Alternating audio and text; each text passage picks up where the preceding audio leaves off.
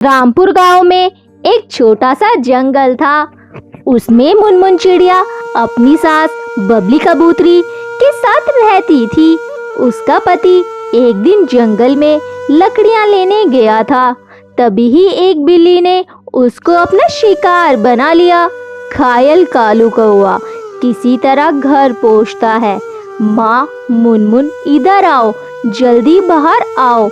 ये क्या हुआ जी आपको? बाप रे बाप, आपके पूरे शरीर से तो खून बह रहा है। किसने आपकी ऐसी हालत कर दी? एक बिल्ली। मुनमुन, अब मैं नहीं बचूंगा। तुम अपना और माँ का ख्याल रखना। मोनी मेरी बच्ची, मेरे पास आ। मैं तुझे आखिरी बार प्यार करना चाहता हूँ। मुनमुन, मेरी बच्ची को खूब पढ़ाना। इतना कहते कहते कालू कौवा अपने प्राण त्याग देता है। ये सब क्या हुआ जी? अब मैं आपके बिना कैसे जीऊंगी? पापा, पापा उठो ना पापा, मुझसे बात करो ना। क्या हुआ आपको? मोनी मेरी बच्ची, अब तेरे पापा कभी नहीं उठेंगे। वो हमें छोड़ के चले गए। मुनमुन दहाड़े मार के रोए जा रही थी। तभी गुस्से में बबली कवि वहाँ आती है। अरे करमजली, मेरे बेटे को तो खा गई और अब रोने का नाटक कर रही है। तू मेरे बेटे को खा गई है। तू मनूस है, मनूस। जिस दिन तूने इस घर में कदम रखा है, अपने ससुर को खा गई और अब मेरे बेटे को। तू डायन है, डायन। निकल जा मेरे घर से। अरे समधन जी, ये बेचारी कहाँ जाएगी? इसने अपने पति को खो दिया और आप इसे घर से निकालने की बात कर रहे हैं। मैं भी आपके आगे हाथ जोड़ रही हूँ। अब मेरा बेटा नहीं रहा। मैं आपके आगे हाथ जोड़ती हूँ। आप चली जाइए और अपनी बेटी को ले जाइए, नहीं तो ये डायन एक दिन मुझे भी खा जाएगी। मेरा बेटा मर गया, अब इस घर से इसका कोई नाता नहीं। अभी 2 दिन पहले मुनमुन की माँ उससे मिलने उसके पास आई थी। चल बेटी चल, वो घर भी तो तेरा अपना ही है। जहाँ तेरी इज्जत नहीं, वह रहने से क्या फायदा? मुनमुन अपनी माँ के साथ अपने पिता के घर चली आती है। कुछ दिन बीत जाते हैं। एक दिन मुनमुन की सहेली उससे मिलने आती है।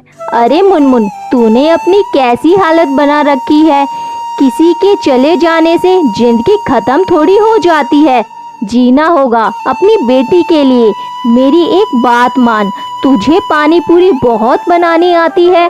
तू ऐसा कर, अपनी पानी पूरी को नया रूप दे दे, बेचना शुरू कर। तेरा मन भी लगे रहेगा और 4 पैसे घर में आएंगे, जिससे तू अपनी बेटी को किसी अच्छे स्कूल में पढ़ा सकती है।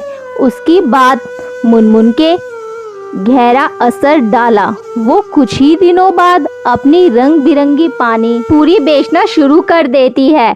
पानी पूरी ले लो, रंग बिरंगी पानी पूरी, चटपटी पानी पूरी, खट्टी मीठी पानी पूरी ले लो। बहुत ही जल्द मुनमुन की पानी पूरी की डिमांड बढ़ जाती है। मुनमुन की पानी पूरी की तारीफ उसकी सास को मिलती है तो उसे अपने किए पर पछतावा होता है। वो उसकी माँ के घर जाती है। अरे बेटी, मुझे माफ़ कर दे।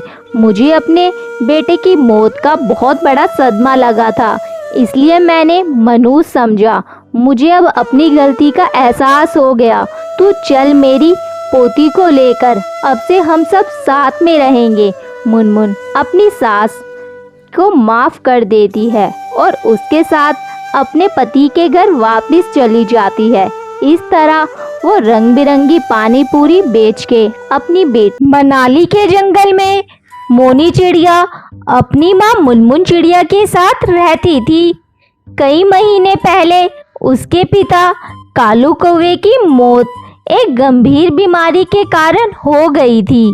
मुनमुन जंगल में घूम घाम कर गुब्बारे बेचा करती थी।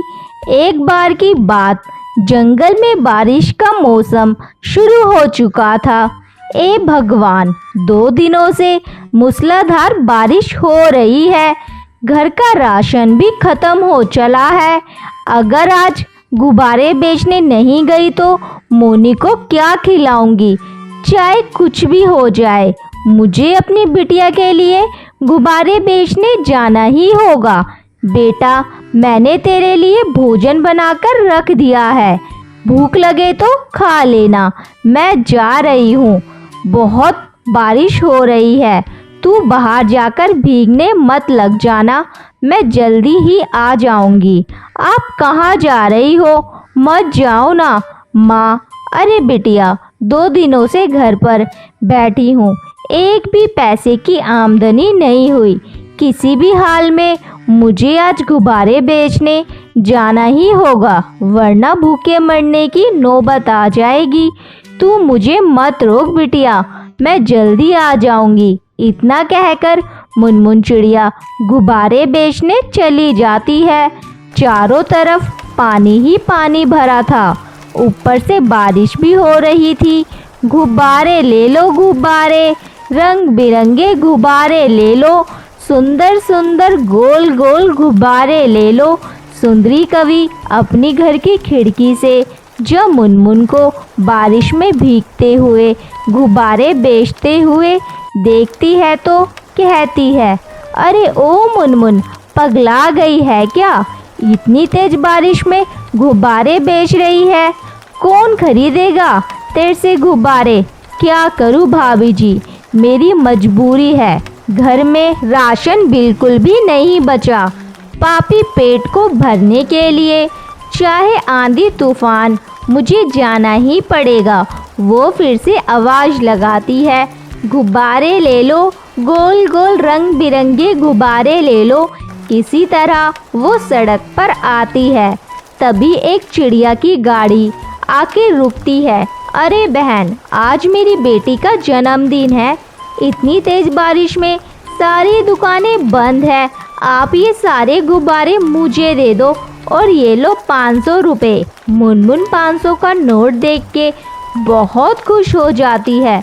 वो रुपयों से बहुत सारा सामान खरीदती है और घर की तरफ रवाना हो जाती है और वो पानी में डूबने लगती है।